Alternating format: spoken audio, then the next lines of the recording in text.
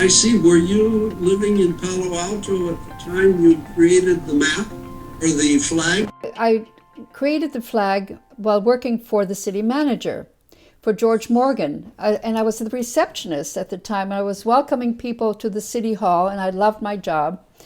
But I'd had an art background. I'd studied commercial art.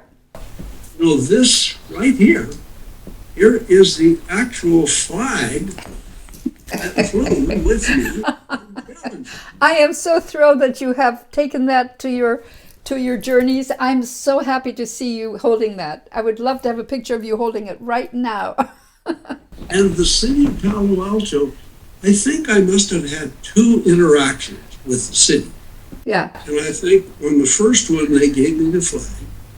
And then our launch was delayed and delayed and delayed. And so the second interaction, they gave me 2 packets of seeds from El Palo Alto. So I took on the shuttle the bigger packet of seeds, and I still have this little one. I can see that. And I took this flag. But somehow I got all bound up in the excitement of the seeds from El Palo Alto and that they would be planted and put around the city. And so I totally forgot about it. Well, when I brought back the packet of seeds that flew with me on Space Shuttle Challenger, of course I presented them to the city at a council meeting and was honored and all that fun stuff. And then the horticulturists of the city planted a whole bunch of them and got them started. And then put them in Pierce Park. So there's a little grove of El Palo Alto progeny from seeds which flew in space. And they gave me they also gave seedlings to anybody that wanted to come and pick one up. So there are progeny from El Palo Alto all over the city. I had one in my yard.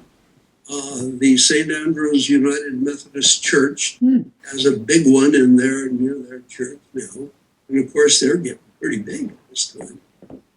A good many of them in Pierce Park passed away. It didn't survive, but there are a good many that did survive. For a long time, there was a little plaque in the park about the trees. I don't know whether it's still there or not.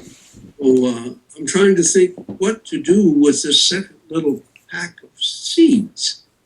And I thought about giving it to my son, who has a property up in the Santa Cruz Mountains with some first growth redwoods on it. So maybe El Palo Alto might get promoted to the Santa Cruz Mountains. I think that's a remarkable idea and a beautiful idea.